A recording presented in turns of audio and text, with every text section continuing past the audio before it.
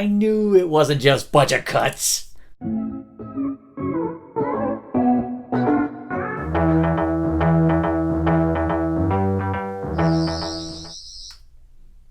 Survivors of the Flux. It is the 5th part in the 6-part Doctor Who Flux season, and we're getting down to the wire. We're getting down to the determination of whether or not the season sticks the landing, and whether or not the season as a whole is worth a damn.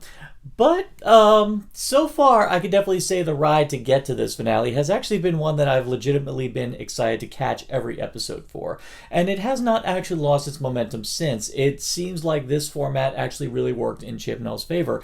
But again, ultimately, we won't know until we get to the dead end. Now, after the, frankly striking cliffhanger at the end of Village of the Angels, there was a thought to me of how the Doctor was going to get out of this. Well, fortunately, it was one of those where it was just the next step. It wasn't just a memory cheat or anything like that. It's just, this is where the Doctor ends up, this is where the Doctor is going from there. And fortunately, where the Doctor winds up going ends up shedding a lot more light on a lot of stuff that people have been like going, oh, this is not going to go anywhere, it's not going to do anything. Oh, it goes places. It goes to a lot of places. It goes to the space between spaces, where the Crystal Skull aliens landed. It's right out there. But, yeah, we got to get into them. I'm sorry, but this is kind of a lot of the stuff that goes on in this episode is kind of too big to just, gloss over. But basically, the Doctor ends up arriving at what can best be described as kind of like a conservatory in space. Kind of like this breeding ground. It's kind of like an ark, in a way. And there the Doctor finds an Ood and also the same woman who she ran into in the 3rd episode, Once Upon a Time. This woman, we discover, is Tecteun, who the Doctor's adopted mother from the days when she was first found all those years ago. The woman who experimented on the Doctor at a young age and ultimately found regeneration. We've now found her at this space station, and she is at the heart of this division that has been alluded to going all the way back to Fugitive of the Judoon. The big game of the Time Lords and of Gallifrey and of this division is to pretty much full-blown mold the universe. But much like any forest that grows wild, what do? Well, you just full-blown purge it with fire. And you find out that the Flux pretty much comes entirely from Tecteun and the division. And, well, as I said before, and I'll say it again, Time Lords suck!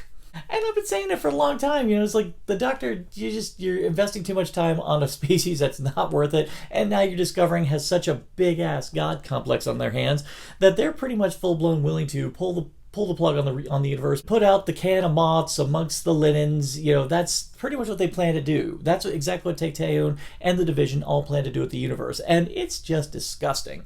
Now, the complaints come around like, wait a minute, this is such a big thing. How come the Doctor's never noticed it? Kind of the same way how the Doctor didn't notice that an organization called Torchwood was operating under the Doctor's nose when they were working at UNIT for all those years. It's one of those things I just tend not to question, especially when it has been established in Doctor Who that there are not just other universes, but also spaces in between where people can hide. Of course, we've talked about the void, the idea of the black space between spaces, where it's just this nothingness. And, that's kind of what I envisioned this station ending up being like, somewhere, but this station is able to stand in between two universes and see what's happening on both sides. But she's talking about compressing the universe as we know it to its bare essentials and then letting it go into a whole brand new universe they're creating on this side. They are just full-blown getting off on being gods, which is something that I've always known that the Time Lords were prone to do, especially during the Colin Baker era. So nothing that Tecteun was dishing out to me was a surprise, because again, Time Lords are assholes. But I was still enthralled with everything that was going on, again, because I'm actually really pro Timeless Child, and I'm really excited to see where they're taking it, because, and I'm going to go, there's a little bit of personal bias, because a long time ago, during my days of writing Doctor Who fan fiction, I did have similar ideas to the idea that there was more to the Doctor, and even to the idea that there could be another universe, colliding with another, owing to the divergence of events in a timeline. If you end up maybe diverting one fixed point, it ends up creating a junction, creating a whole other universe in order to cope to preserve another. these are ideas that were always whirring around my head, and it's nice to know that other people had similar ideas as well. So the idea that there's that obviously one universe is being made and the other one's going to be made in its place, but they have to eliminate the other, that's all fascinating to me. It's all interesting. And I like Chibnall's kind of ideas of personifying the concept of time and space. I mean, Swarm and Azure, I mean, that's kind of what they represent. They represent time in its most raw, most feral, most predatory. I mean, kind of like what they said in Star Trek Generations about the idea of time just being this animal that goes and just ravages everything, and basically Azure and Swarm kind of do that exact thing. Space is a location, whereas time is like this, is the thing that flows through space. So you can't really have one without the other, and I find it fascinating that in order for Swarm and Azure to reach their ultimate endgame, they need the other, and that's what they need the passengers for. Swarm and Azure really are striking villains. I think they may, of the original creations that Chibnall's given us during his run, they are easily one of the most interesting. Now, when it comes to another creation that Chibnall has done, which is not pulling its weight, I'm noticing this now. Now, here's a double-edged sword. I'm really enjoying his character as far as his quirks, his personality, and John Bishop's performance. But I'm still kind of on the fence as to what the hell is Dan's purpose in the grand scheme of anything going on in this story. It seems like he's another companion who's surplus to requirement. He's not striking me as having anything resembling a character arc. I mean, at least with Graham and Ryan, you could, at its bare essentials, say that they had some kind of character arc throughout their run, but I'm still not sure what Dan's there for, particularly when Yaz is seriously shining. I love the fact that she's the one who's always leading the charge anywhere they go, and I really say I was very entertained by their globe-trotting antics all throughout the episode, and I really liked that they continued with Professor Jericho. He was a really likable character in the last episode, so it was great to see him be kind of like a mainstay character for this one. And the other cool thing about this episode is that everything does seem to be coming together. A lot of the plot threads that seemed so separate are now colliding, and it's kind of cool that we're getting this illusion that it's all going to come together at the tail end, especially with everything we've encountered throughout the span of the season. But there's one thing one payoff I was not expecting, and I should have, but you have the Grand Serpent character, who Vendor used to work for. You actually really get to see what he's been up to all this time. And there was a little complaint I had going all the way back to my review for Resolution.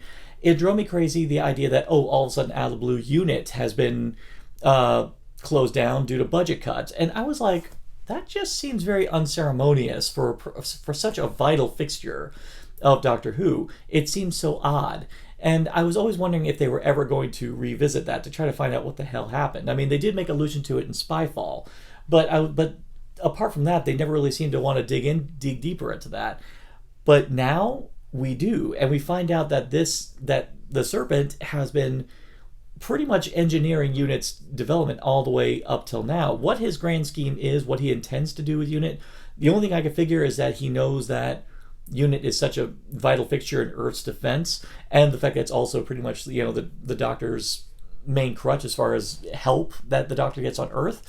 That could be a factor. I mean, and it's very clear he's also trying to destroy them so that way he can also turn on Earth's defense, because very clearly this guy has some stake in the Flux and what it's doing. So we still don't know what his big modus operandi is for the universe, but we definitely know he pissed off the wrong person. We got the return of Kate Stewart, and with Nicholas Courtney dead and gone, it is great to have a Lethbridge Stewart as a mainstay on the show. And oh man, Gemma Redgrave is just fantastic, and she is still just nice and steely. I love her confidence, I love her presence, and I love that she is just as good at making threats to alien menaces as her dad. And there's a great line that she's got in this episode, which that I won't spoil. You got to hear it for yourself. But I like that she's obviously going to be playing a major role later on. And there's a part of me wondering if everything that's going to transpire in the next episode, and hopefully maybe even the specials afterwards, I'm hoping that everything that we've encountered during Chibnall's era is all going to come back and make you all go, oh, like maybe unlike, say, Russell T Davies, maybe Chibnall really did plan out his run. Now, granted, that's a long shot. I mean, a lot of times, they do have to make adjustments based on the way things go, but there's always something rewarding to know that a showrunner actually does have some kind of plan. And there are showrunners out there who do have plans. I mean, it's been said that Jonathan Nolan and Lisa Joy have plans for Westworld.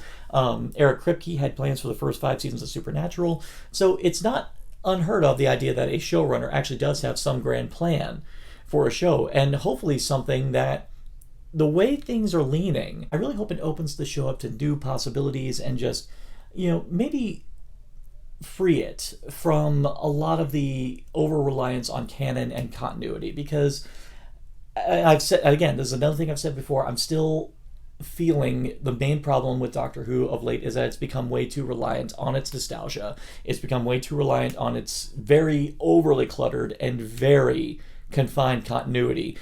And for a show that's supposed to be about, going into the vastness of space to explore the unknown, there's too much that's known right now. It's getting ridiculous to the point where the Doctor always seems to miraculously always run into the same people when she's supposed to be traveling through time and space. That's not how it's supposed to go. I mean, it's supposed to be traveling, seeing new things. Now, granted, I mean, it's fun to see the favorites every now and then, but at the same time, though, I did admire Chibnall's efforts in his first season to just give us just all new. I just feel that his ideas may not go for it like the way Moffat's or RTD's do. I don't know. I'm kind of at war with myself because on one side I think it's really important that the show tries to really go off into its own tangent and not be so reliant on the past. But simultaneously, though, if you abandon the past too much, you do kind of lose your identity. So it's a tricky business. It's a tricky game that Chibnall's playing. And he's still not the most skilled writer to be able to execute those ideas.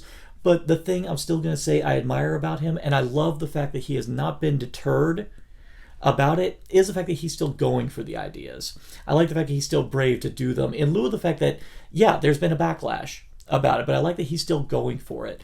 And I hope maybe these ideas will become so deeply rooted that when Russell T Davies takes over the show, he ends up, taking it and molding it into something new and special. So I suppose in a way what's happening with Flux right now is actually making me a lot more optimistic for what happens when Russell T Davies takes the reins again. So I guess it all really comes down to how the next couple episodes go with this finale and with the specials that are going to lead up to Jodie's departure. Who knows? It is one of those episodes where everything seems to be falling into place the way a penultimate episode for a finale should, and to that end, it's doing a fantastic job. And my complaint is just the fact that Dan really hasn't been doing much to justify his presence in this story as a whole. But again, the character's still entertaining, so I'm willing to take it. I'll take it. Companions didn't have complicated arcs in the classic series. This is just a throwback. I'll take it.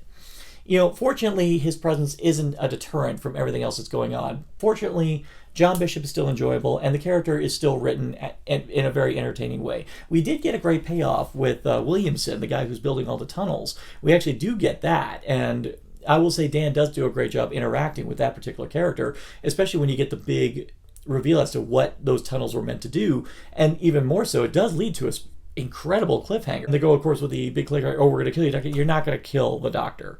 Why? You just can't. You don't have a show if you do. One episode left to the end of the main season. So far, still loving it. Actually really eager to go back and revisit it to kind of see how it all really coalesces together. So how are you all feeling about Flux now that we're inching towards the finish line? Leave it all in the comments below. And for more addictive content and narcotic casserole, simply like, share, subscribe, click. Thou shalt be served.